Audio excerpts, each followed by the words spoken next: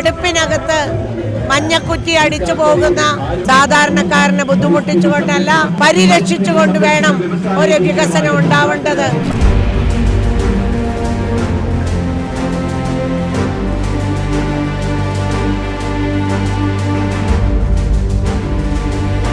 Madam, എങ്ങനെയുണ്ട് തെരഞ്ഞെടുപ്പിന്റെ ചൂട്? നല്ല ഉത്സാഹത്തോടുകൂടി പോകുന്നുണ്ട്. ഊർജിതമായിട്ട് ടീം UDF ഒറ്റക്കെട്ടായി പ്രവർത്തിച്ചുകൊണ്ടിരിക്കുകയാണ്. വലിയ ശുഭാപ്തി വിശ്വാസത്തോടു കൂടിയാണ്, ആത്മവിശ്വാസത്തോടു കൂടിയാണ് ടീം UDF നീങ്ങിക്കൊണ്ടിരിക്കുന്നത്. ഈ ഭരണം മാറും എന്നുള്ളതിന് യാതൊരു സംശയമില്ല. ഭരണമാറ്റം ഉണ്ടാകുമ്പോൾ തൃക്കാക്കരയായിരിക്കും ഒന്നാമതെത്തുന്നത് എന്നുള്ളത് സംശയമില്ല. തൃക്കാക്കരയിൽ നിന്ന് ഒരു പ്രതിനിധി തീർച്ചയായിട്ടും UDF-ൽ ഉണ്ടാവും എന്നുള്ള ഉത്തമ വിശ്വാസത്തോടു കൂടിയാണ് മുന്നോട്ട് പോയിക്കൊണ്ടിരിക്കുന്നത്. തൃക്കാക്കരയിൽ ഈ തവണ മുമ്പത്തേക്കാൾ ഈസിയാണെന്ന് കരുതുന്നുണ്ടോ? ഒരു സംശയമില്ല. തൃക്കാക്കര പ്രബുദ്ധരായ വോട്ടർമാരാണ്. എല്ലാവരും ഒറ്റക്കെട്ടായി ഒരുമിച്ച് എണ്ണയിട്ട യന്ത്രം പോലെ പ്രവർത്തിച്ചുകൊണ്ടിരിക്കുകയാണ്. യാതൊരു സംശയമില്ല. വളരെ നല്ല ഭൂരിപക്ഷത്തിൽ വിജയിക്കാൻ കഴിയും എന്നത് ഉറപ്പാണ്. അതുപോലെ കഴിഞ്ഞ 10 വർഷത്തെ LDF ഭരണത്തെ എങ്ങനെയാണ് വിലയിരുത്തുന്നത്? ഏത് നിമിഷം അത് ഇല്ലാതാകും. ഏപ്രിൽ 9 ഓരോ ബീപ് ശബ്ദം കേൾക്കുമ്പോഴും അത് ഈ ഭരണത്തിനെതിരായുള്ള ഒരു വിധിയെഴുത്തായിരിക്കുമെന്ന് ഉറച്ചു വിശ്വസിക്കുകയാണ്. നമ്മുടെ സോഷ്യൽ മീഡിയ വലിയ സ്വാധീനം ചെലുത്തുന്ന ഒരു സമയത്ത് നടക്കുന്ന ഒരു തെരഞ്ഞെടുപ്പ് കൂടിയാണ്. അപ്പൊ ഈ സോഷ്യൽ മീഡിയയുടെ സ്വാധീനം എങ്ങനെയാണ് ഈ തെരഞ്ഞെടുപ്പ് പ്രചരണത്തിലുള്ളത്? അടുക്കും ചിട്ടയോടുകൂടിയുള്ള പ്രവർത്തനമാണ്. അതുകൊണ്ട് സോഷ്യൽ മീഡിയയിലാണെങ്കിലും ഏത് രീതിയിലാണെങ്കിലും മുൻപന്തിയിൽ തന്നെ നിൽക്കാനായിട്ട് UDF-ന് സാധിച്ചിട്ടുണ്ട്. അത്തരം രീതിയിൽ തന്നെ മുന്നോട്ട് പോകും.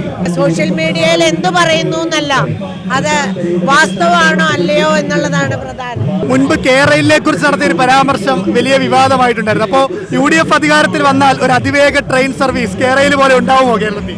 നമ്മൾക്ക് നിലവിലുള്ള ഒരു റെയിൽപാത ഇരട്ടിക്കുന്നതിനെ കുറിച്ചാണ് നമ്മൾ ആഗ്രഹിച്ചിരുന്നത്. ഇനി മറ്റൊരു സ്ഥലത്ത് ആളുകളുടെ വീടിനകത്ത് അടുപ്പിനകത്ത് മഞ്ഞക്കുറ്റി അടിച്ചു പോകുന്ന സാധാരണക്കാരെ ബുദ്ധിമുട്ടിക്കുന്ന, ആർത്തലച്ച് കരഞ്ഞുകൊണ്ട് അമ്മമാര് പുറത്തു പോയതെല്ലാം നമ്മൾ കണ്ടതാണ്. അതിനെതിരെയാണ് അവർ ശബ്ദം ഉയർത്തിയത്. അങ്ങനെ ഒരു വികസനം അത് വേണ്ട എന്നുള്ളതാണ് ഞാൻ പറഞ്ഞത്. കേരളിനെ കുറിച്ച് വളരെ വലിയ പരാമർശങ്ങൾ എപ്പോഴും ഉണ്ടാവുന്നുണ്ട്. ഞാൻ അതിവേഗം എന്തിനാണ് ഇത്ര ധൃതി എന്ന് ചോദിച്ചു എന്നൊക്കെ. പക്ഷേ അതെന്തിനാണെന്ന് മനസ്സിലാക്കണം. സാധാരണക്കാരനെ ബുദ്ധിമുട്ടിച്ചുകൊണ്ടല്ല, സാധാരണക്കാരനെ പരിരക്ഷിച്ചുകൊണ്ട് വേണം ഒരു വികസനം ഉണ്ടാവേണ്ടത് എന്നാണ് ഞാൻ ചിന്തിക്കുന്നത്. അവസാനമായി എന്താണ് വോട്ടർമാരോട് പറയാനുള്ളത്? എല്ലാവരും ഒറ്റക്കെട്ടായി ഈ ഭരണത്തിനെതിരെ വിധി എഴുതണം. തൃക്കാക്കര വളരെ പ്രബുദ്ധരായ വോട്ടർമാരാണ്. അവർ തീർച്ചയായിട്ടും അത് മനസ്സിലാക്കി തന്നെ ചെയ്യും എന്ന് തന്നെ. പിന്നെ വിനയപുരസ്സരം എനിക്ക് പറയാനുള്ളത്, ഞാനൊരു വീഴ്ച വന്നപ്പോൾ പോലും എന്നെ കൈപിടിച്ചുയർത്തിയവരും ചേർത്ത് നിർത്തിയവരുമാണ് എല്ലാവരും. അതുകൊണ്ട് തന്നെ ആ പ്രാർത്ഥനയും പിന്തുണയും ഒരുപോലെ കൂടെ ഉണ്ടാവണമെന്ന് തന്നെയാണ്.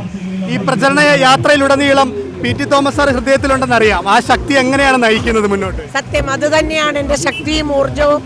ഓരോ പ്രവർത്തകരിലും PT എന്ന വികാരം തന്നെയാണ് പ്രവർത്തിക്കുന്നത്. ഞങ്ങൾ ഒരുപാട് പദ്ധതികൾ ആഗ്രഹിക്കുന്നുണ്ട്. അതെല്ലാം നടപ്പാക്കാനായിട്ട് ഇനി ശക്തമായിട്ട് മുന്നോട്ട് പോകും.